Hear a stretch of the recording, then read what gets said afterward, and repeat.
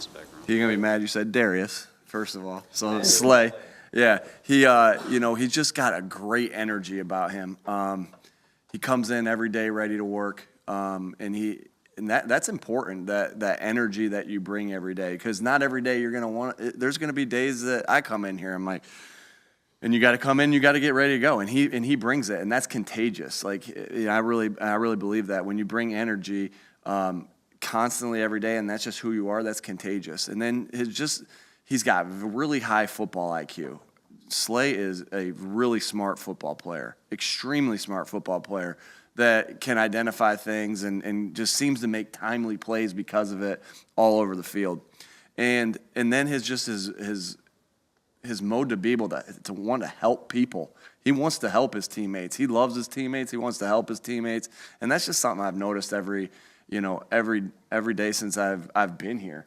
Is that love for his teammates. And when I talked to the Detroit media yesterday, I made sure that they knew that as well, because I know that he used to be in that organization. So he's just I'm just so happy he's on this team. He's a great player, great teammate, great leader. How different do you find a week one game plan from a regular season, like a middle of the season game plan, in terms of like what you want to disguise and what you're worried about them unveiling? There's definitely differences. There's no doubt. I don't want to get into too much of that, but there is definitely differences of a game one game plan and then when you get some tape on out there.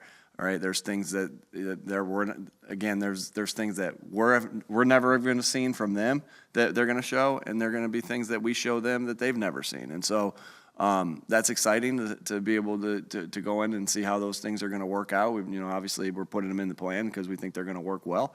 But it's a little different, and that's how 32 other teams are this week too. Yourself more excited about showing something you haven't, or worried about what you're going to see that you haven't? I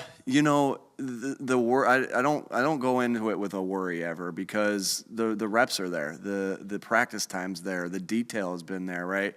We've been working so hard on some of these things for the last year, right, or 6 months, and so we feel like we don't just throw something in just to throw it in. We do a lot of research on it. We figure out what it's supposed to look like. We talk to the coaches that maybe were the originators of it or whatnot. And so the worry's never there, just excitement. Nick, how has Chauncey done picking up the scheme this week? And is he at a point where you're comfortable with him being out there for most of the game? He's done a good job, and he's done a good job of learning it. Coaches have done a good job of teaching it. Coach Wilson, Denard, and DK have done a good job teaching it, and he's done a good job of learning it, like I said. And so, we'll see what happens as far as going out there. I think that's something that is a competitive advantage that Detroit doesn't know how much he's going to be out there, who's going to be out there. So I'll keep that to myself for right now. Fitting in aside from that? Great. Yeah, great. He competitive, high football IQ. Speaks to a lot of our core values that we have: getting to know guys, and always seeing him talking to guys, connecting. And so, yeah, he's fitting in well, and I think he's what I know of him so far is he hits all 5 of those core values that are so important to our culture. Like last year, you had you spoke about having practices at faster tempo and watching the play clock. Do you want to play at a faster pace? I'm not going to tell you that.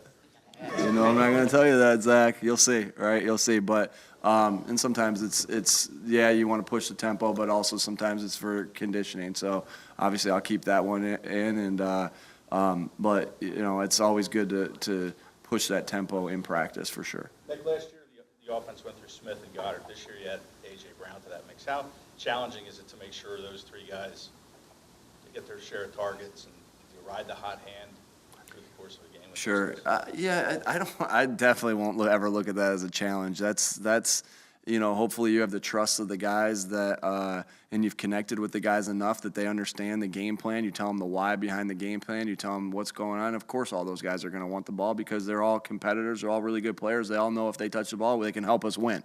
And so, I never look at that as a challenge. I just look at it as a great opportunity to say, if they're taking this away, we can go to this, or vice versa. And so, Yeah, not a challenge, but excited to have all three of them on our team, obviously, and look forward to seeing them play on Sunday. Last one, folks. When you look at Jared Goff, you know, a lot has been made about Jalen Hurts being in year 2 and, you know, knowing the system and stuff. Do you think the same kind of applies to him? I mean, you know, looking at last year's game. Yeah, most definitely. Yeah, there's most definitely. You know, the more you're with a coach, certain coaches and different play and certain players, the more you're gonna get better. And so I know I got a lot of respect for Jared Goff and the things that he's done in this league. I don't know him personally. I heard he's a great teammate though, and you know, so a lot of respect for him. And most definitely, you know, he's gonna grow and be better.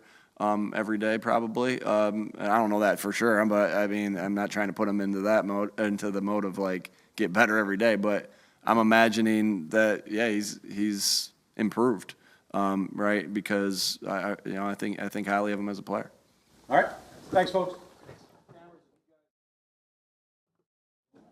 About Jared Goff.